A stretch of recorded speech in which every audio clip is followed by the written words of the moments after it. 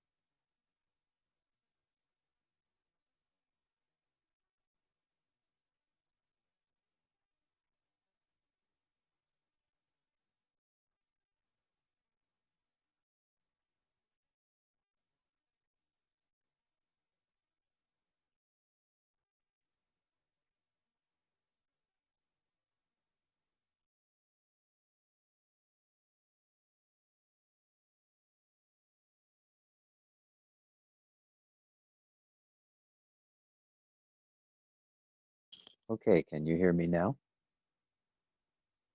Yes. Thank you, whoever has their mic on. So if you want to speak with me, you have to turn your microphone on. It's nice to see you all again.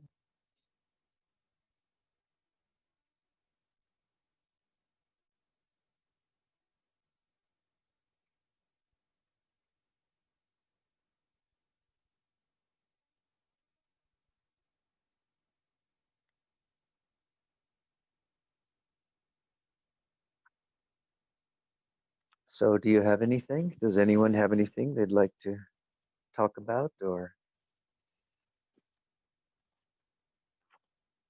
tell me?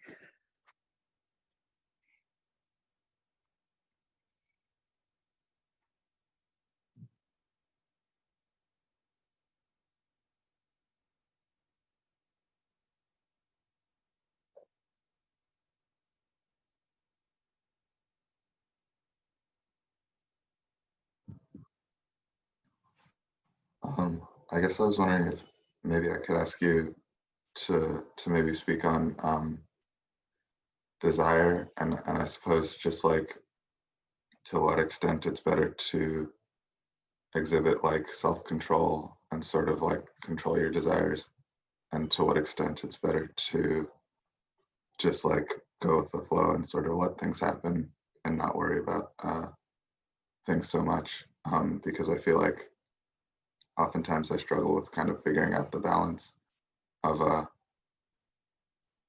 whether or not I'm exhibiting the right amount of self-control or whether or not I'm suppressing things. Um, and I was just wondering if maybe you'd be willing to speak on this sort of thing. Thank you. Thank you.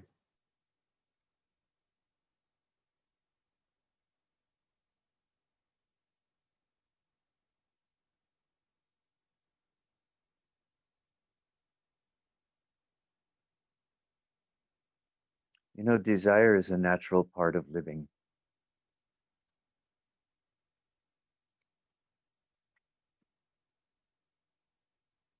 What you can notice about it, however, is that it comes and goes. So it is part of the impermanent nature of change, isn't it? For desire to come and go. So the question is not really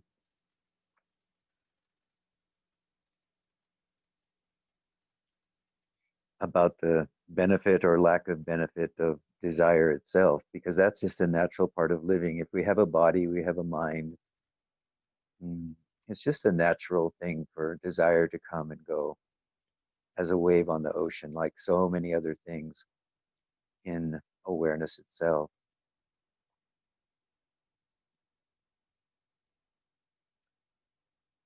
So the main question you can ask yourself is, do I become attached through desire? Do I become distracted through desire? Of course, all forms of desire you cannot say are good or bad, but you can ask yourself, what is my primary desire? If my primary desire is to awaken, to realize the self, to know myself as being consciousness and bliss, then I have some degree of measurement. I can look into my own experience and I can see that by following desire, it either leads me to a greater sense of awakening or it distracts me from my primary desire, which is maybe to use this lifetime to awaken. This is always the way that I've approached this. Of course, sometimes desire arises very quickly, doesn't it? It arises in the moment. And before we even have the opportunity to ask ourselves, does this serve me in my desire to awaken or not? We're already in the midst of the desire, in the midst of the fulfilling of the desire. So it doesn't really do much good to try to get everything arranged ahead of time to avoid desire, because whatever the natural desire of this lifetime, of this incarnation is, it's going to manifest in front of us, and we're going to get caught from time to time. So we just have to notice in the aftermath of the desire what happened when the desire was fulfilled. When the desire is fulfilled and it brings happiness, do we think that the fulfillment of the desire itself is the cause for happiness? Or do we notice that the fulfillment of the desire puts us in touch with the innate happiness which we already are? If we know that all happiness is part of our nature, then we can see that sometimes when we're not so in touch with happiness as our innate nature, what happens is desire will arise, large or small, and as soon as we fulfill that desire, we fulfill happiness. We become happy once again. We touch our own happiness. If we don't know that we're touching our own happiness, then we will go on attempting over and over and over to fulfill that same desire over and over and over in order to return to the happiness which is our innate nature. If the desire leads us into unpleasantness or into a sense of distraction, right? Then we can have a tendency to blame that desire for our unhappiness, not thinking um, that perhaps there was some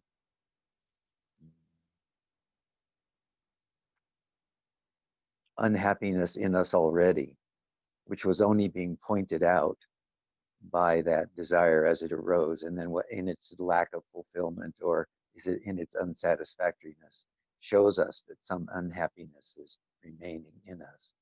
This is also of great benefit to us, isn't it? Because we can see in this moment that we've not yet fulfilled our primary desire, which is to be happy, to be awakened in this lifetime. So whether we follow desire into happiness or unhappiness, either way, it can be used as it arises. If we ask the question, what is my primary desire? And if I fulfill this desire on the worldly level, let's say, does the fulfillment of this desire support awakening, or does it detract from our natural state of awakened being? If it distracts from our natural state of awakened being, we experience that as unhappiness or unpleasantness. Just because unhappiness is our natural state. If we aren't experiencing that, we'll try to fulfill it in some way through desire.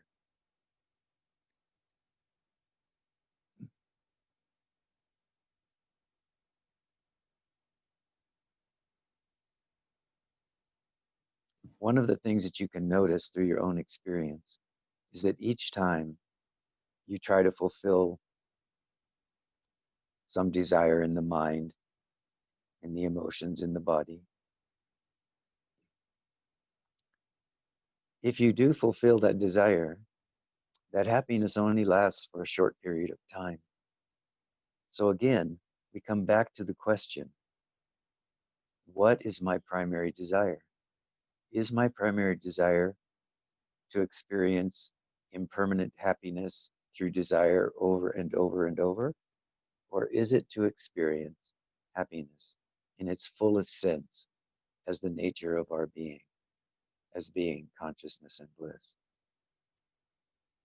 If we do this, if we ask this, if we inquire in this way, over time, even desires that seem to be reoccurring fulfilled or unfulfilled, satisfying or unsatisfying, we begin to notice that the desire for the permanent recognition of who I am, which is the source of desire of happiness in this life, becomes stronger and stronger.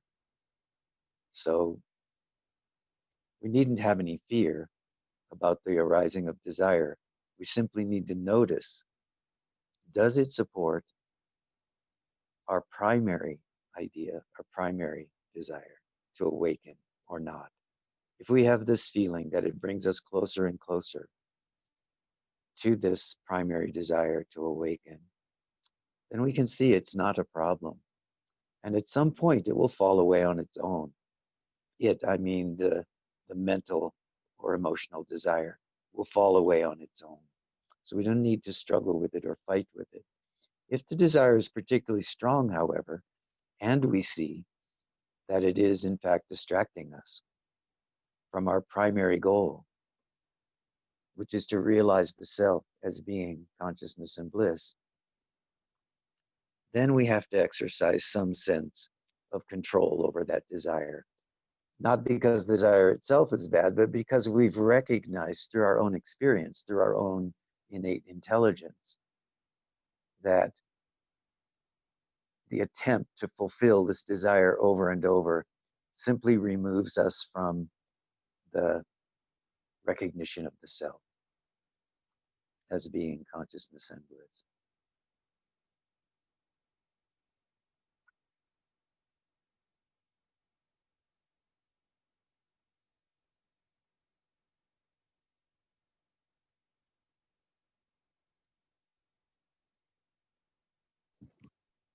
That makes sense. Thank you.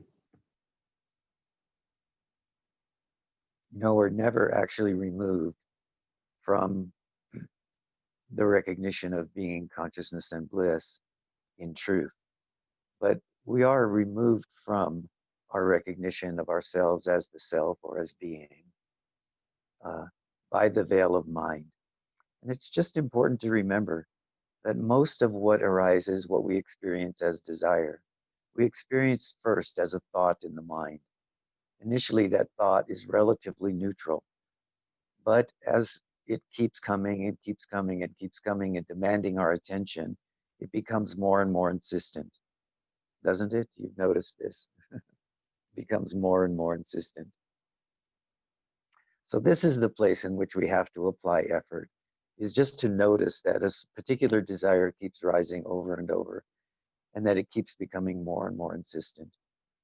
And that as it does that, we step away from the natural happiness which we feel when we are simply resting in being as the self.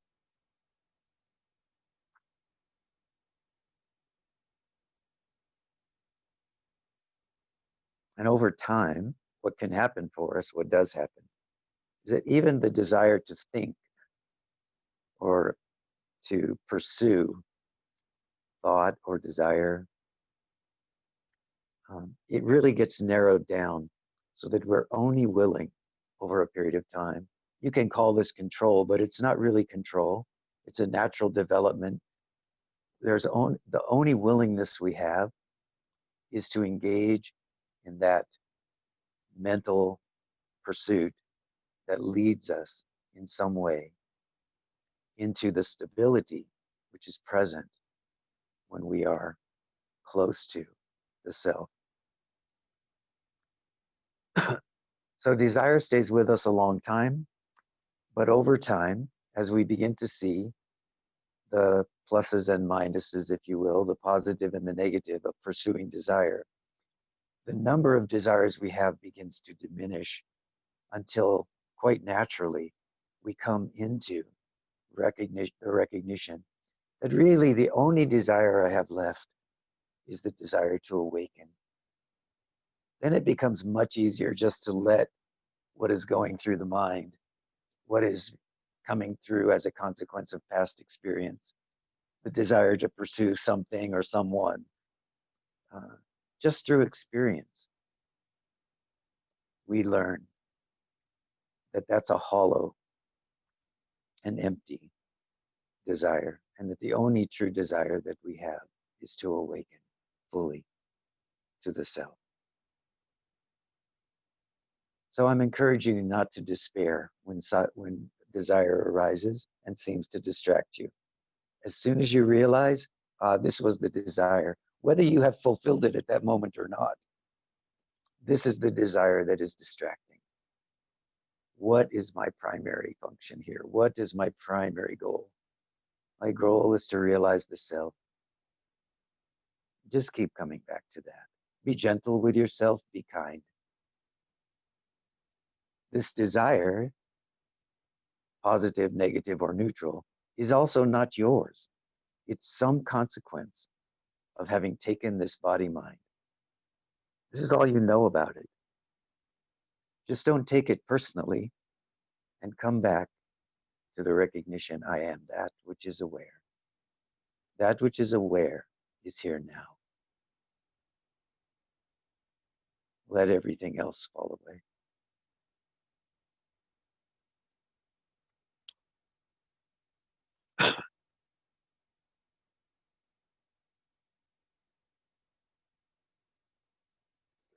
Thank you. Good question.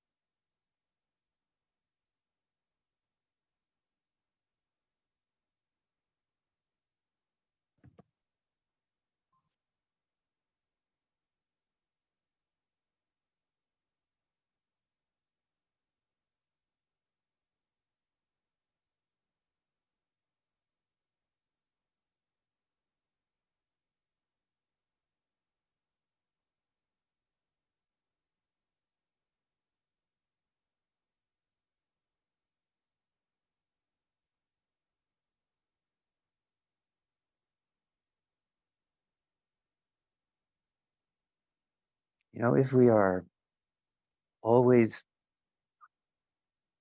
asking ourselves this question, using this inquiry, am I aware? Or even just noticing I am aware in this moment. What we're doing by using the inquiry is we are cultivating this ability to remain stable, solid, if you will, firm, in the face of whatever is arising in body, mind, and world, until all three disappear in this recognition I am that which is aware.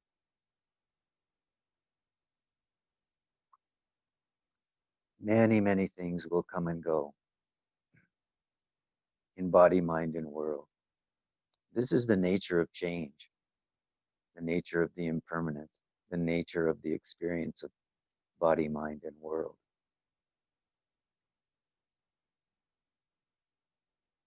our task as sadhaks, as sannyasins, is always to watch, to realize that you are that which is aware of whatever is rising and falling. And just keep letting things rise and fall as is their nature. What rises and falls according to the need and the purpose of your having taken this birth. In a way, you can say it has nothing to do with you as a personality.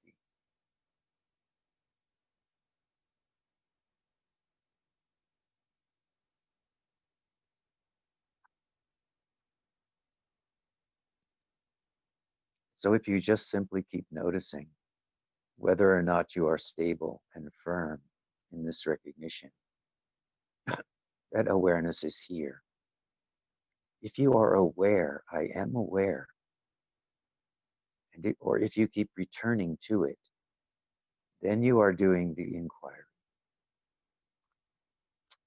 Everything else is the dance, the lila of incarnation. If you see this very clearly, this is employing the faculty of discrimination.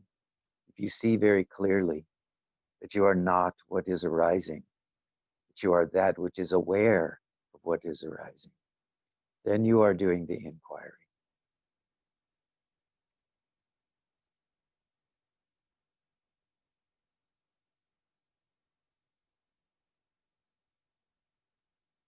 So we let life have its way,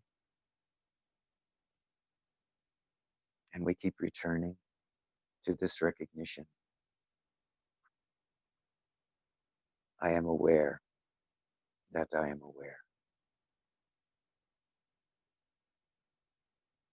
And each time we do this, we let go completely of identification with anything which is rising in body, mind, and world, and realize that all of that is rising. All of this, which we call the world, is rising in myself as awareness.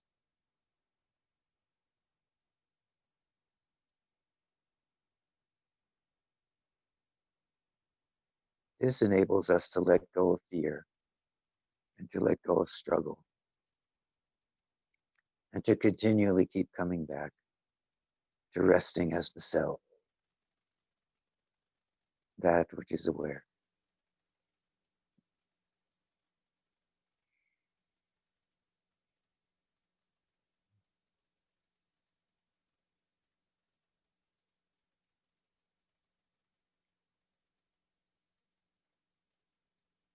It also gives us a way to see that whatever is here, whatever is present for us in this moment, is the opportunity for us to awaken further, as long as we don't identify with it.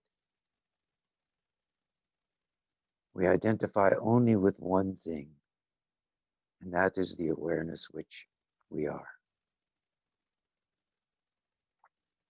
And over time, even this identification falls away. This is when I falls away, and now there is only awareness itself, present always as being, consciousness, and bliss.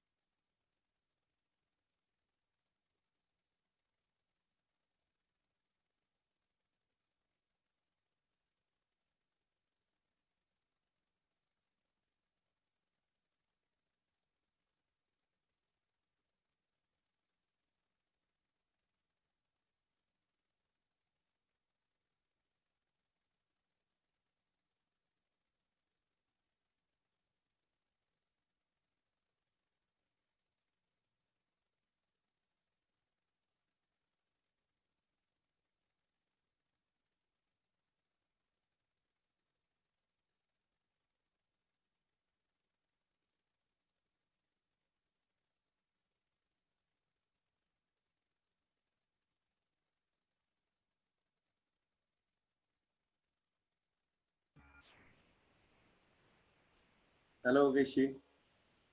Um, I'm Joy, and I got a question for you.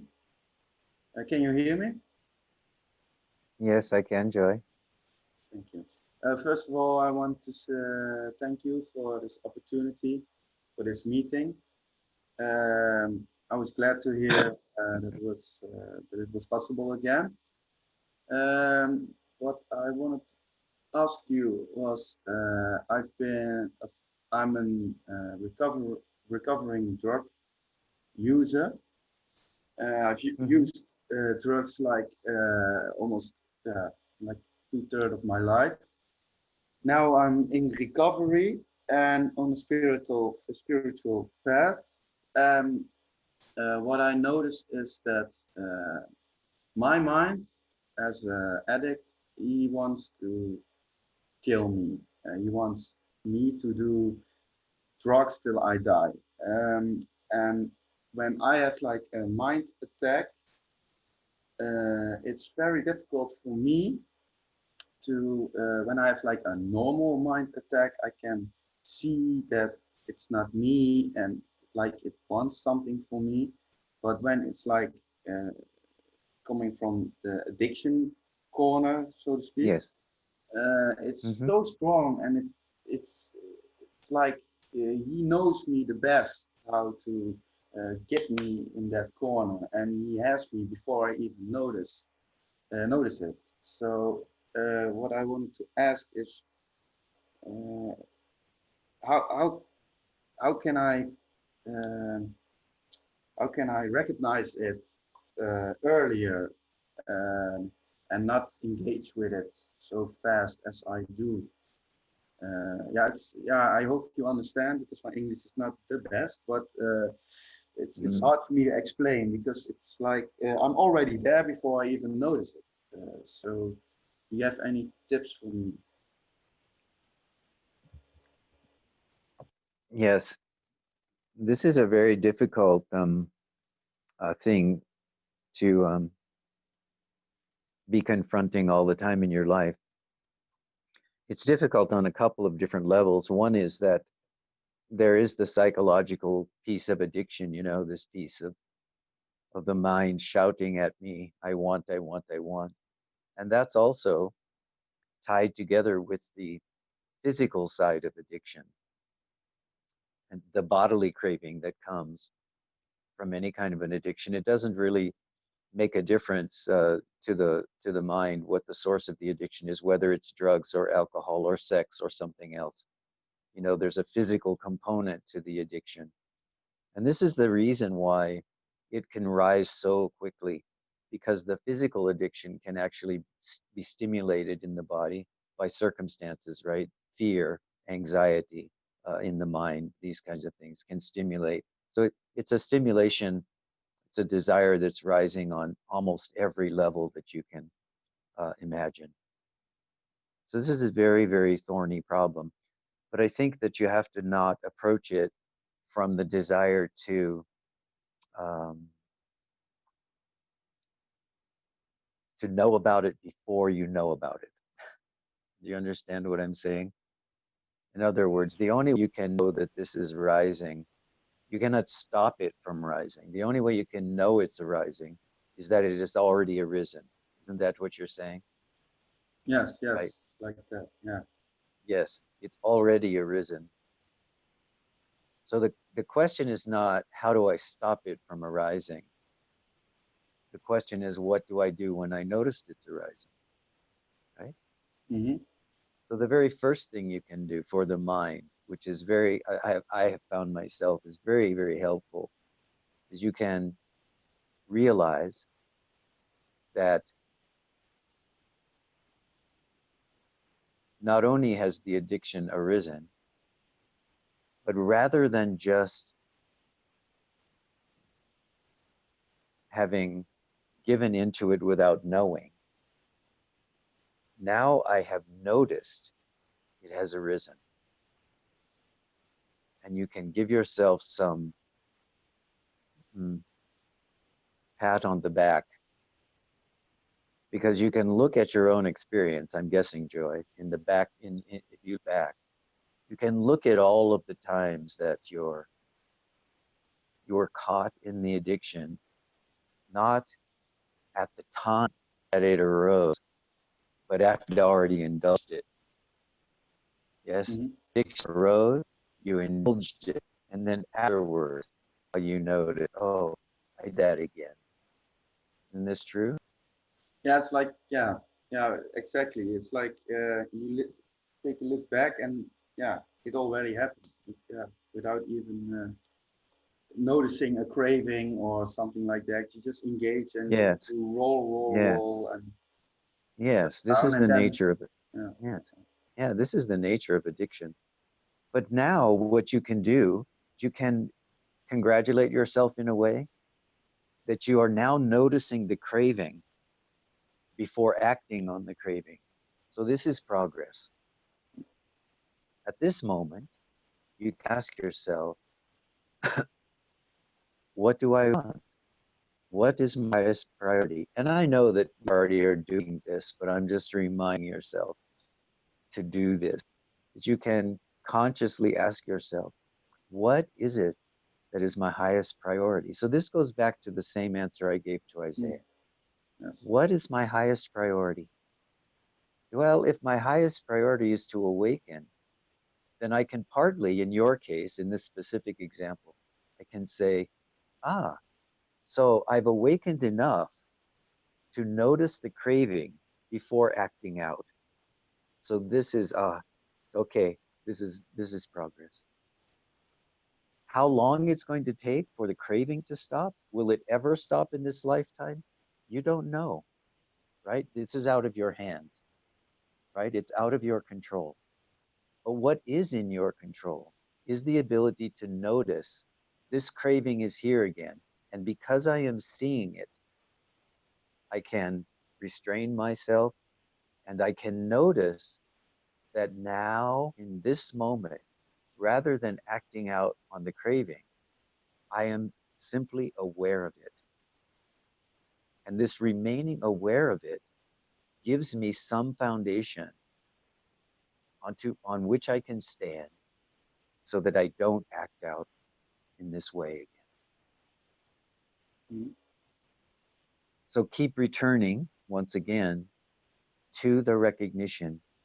What is the purpose of this life? Is it to struggle with these cravings? It may be for you in some way that this has to go on for a long period of time. mm-hmm. This is also not your fault. This is just the circumstances of this birth for you. So you can let go of this shame, let go of the blame, let go of the self criticism, and recognize, aha, in this moment, that which is aware sees this craving and chooses to let it go in favor of the recognition that the goal for me in this lifetime is Yeah, yes, the awakening. ascent addiction. Yeah, Yes. yeah, I believe that. Yeah, So I would suggest to you that what you can do is rather than continuing to always focus on the reoccurring nature of addictive thought or addictive craving, that what you do is use that reoccurring addictive craving to remind yourself, in this moment, I am aware. In this moment, I am awake. I am not repeating the pattern of the past. I am aware, I am awake, and now from this time on, this is my goal, is to remain awake. So this shifts, like I have a choice, yes, like yes, a and certain attempt to, way. Of, yes, yes, and to shift your attention from this, uh, what you can say is you might be perceiving as a negative struggle that you're having, into the positive recognition that you have shifted the goal now. The goal is for you to realize the self.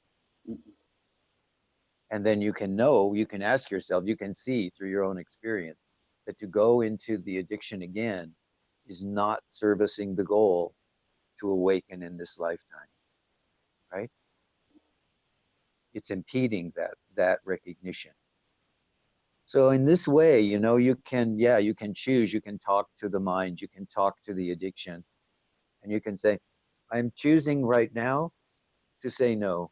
I don't know what I'm going to do later, but right now I'm choosing to say no, and I'm choosing to say, I am aware that I am aware. As long as I am aware, then I have some distance. Maybe it's only a small distance, Mm, but I have some distance on the cravings. yes. I recognize them to be cravings. I'm not suppressing them. I'm not saying you're a bad boy, I don't, I'm saying, no, I am recognizing the craving is here. So we're not engaged in denial, suppression. We're saying, aha, yes, I see this craving is here again, but I am not that. Then the question can naturally come, if I am not that craving, if I am not that addiction, then who or what am I? Mhm. See? And Yeah, this is like how we could use the inquiry. Yeah. yeah, like I believe what you say. Like if I suppress, then uh, there's no distance. It won't go apart. Like what you Yes, say, just observe breathing. But if yes, I suppress, it won't. Yeah, the next time it will bubble up again. So it's yes, very useful information. yes. And understand that this kind of a desire or craving, it doesn't necessarily arise um, to harm you. Um, it can be arising to help you to see where the field of endeavor, where the work is for you, where you need to expand your recognition that you are awareness itself, and that everything else, whether it's craving or desire or simple thought or emotion or whatever, everything else is passing through this awareness which you are. So if you continue to ask the question, continue to realize, I am that which is aware of this craving. Now you have created that distance, that space. Like the play of life. It's in the play of Yes, life. It's not. yes, Yes. yes. Yes. Thank you. Thank you very much. Of course. Beautiful to see you again, Joy.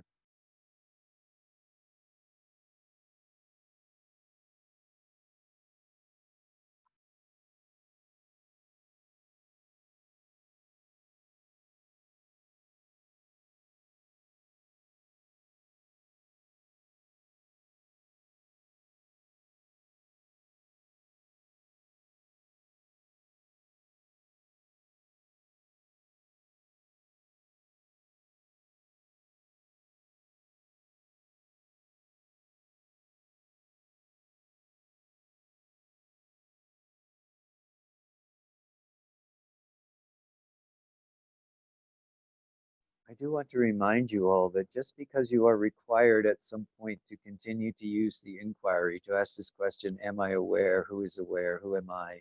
What is arising here?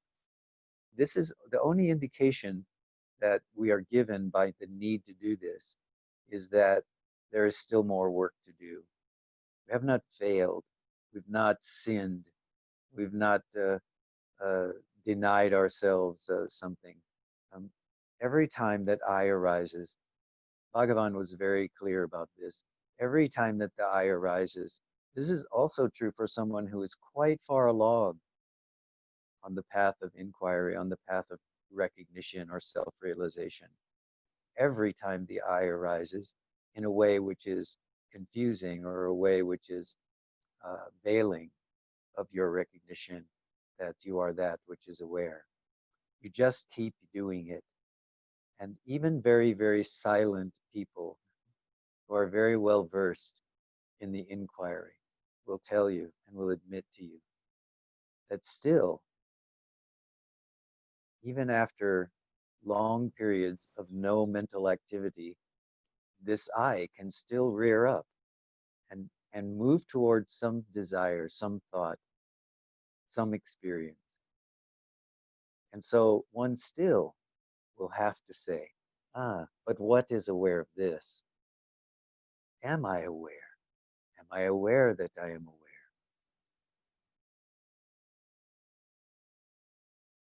What we do over time is we become more and more willing to go to that as our first refuge.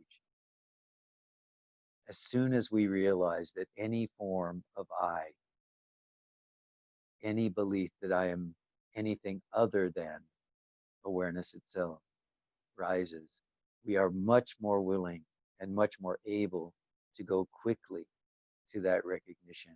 That which is aware is here now. And this is sufficient. I don't need to play out that old story again. This is the purpose of the inquiry. And this can go on throughout our lives, unless we are fortunate enough to completely cut that root at some moment. And that moment is always here now. The reason I encourage you to go on with this inquiry, with this recognition, that which is aware is here now, asking this question, am I aware? Who am I? What is aware? The reason I keep encouraging you to do this inquiry in this way is because there will come a moment when there will be a time when you will ask that question.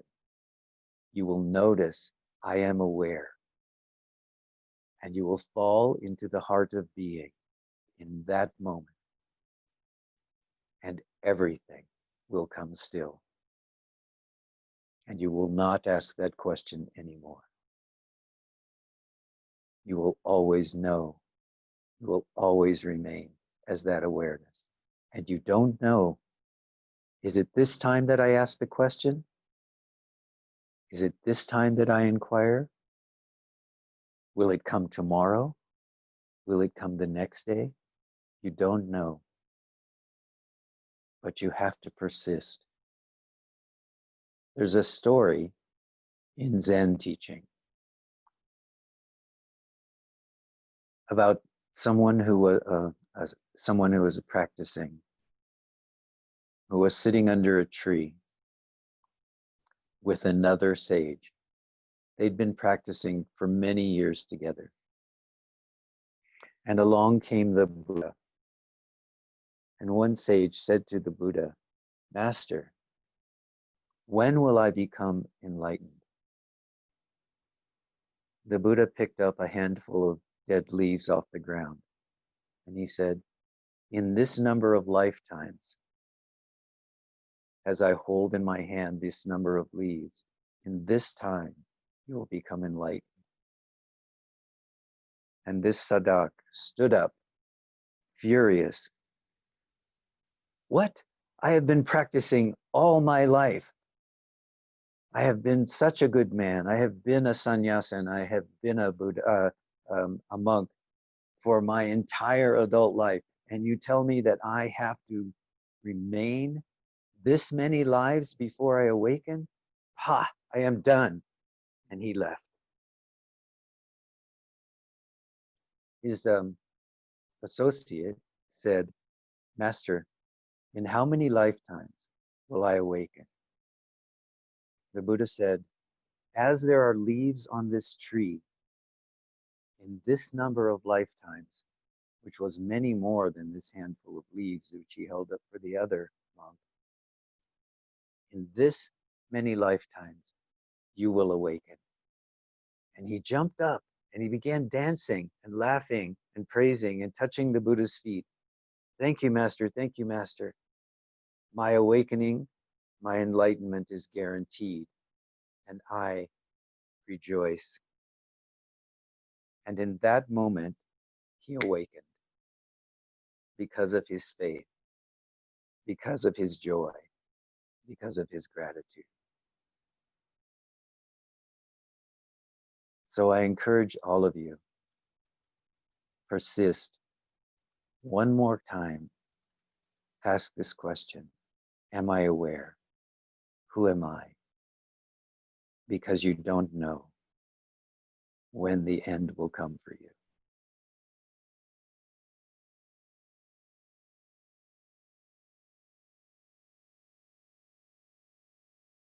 Make this your one goal.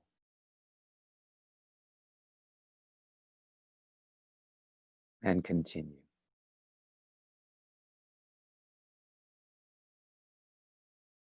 No matter how many times you seem to fail. Remember, you are that which is aware. let everything else go.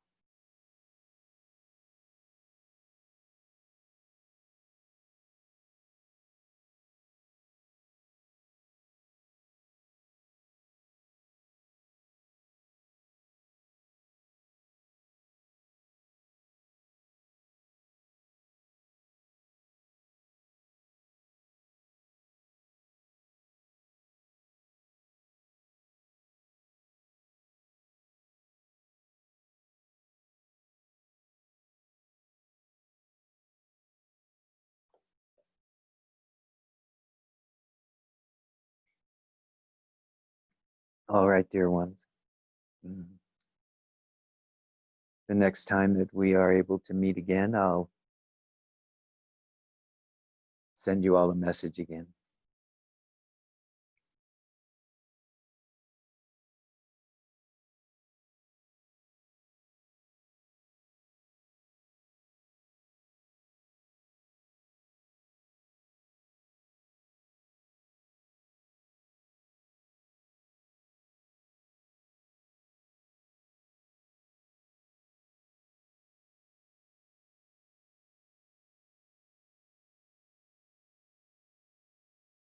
You are always that which is aware.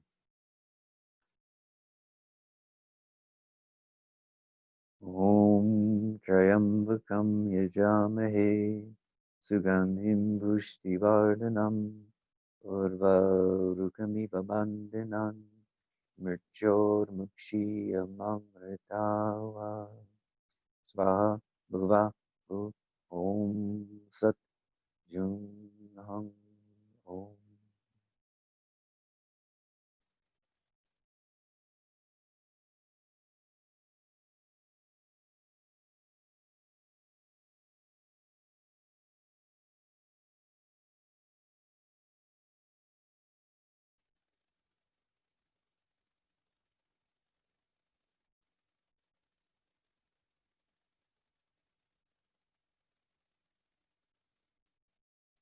Om Shanti, Shanti, Shanti.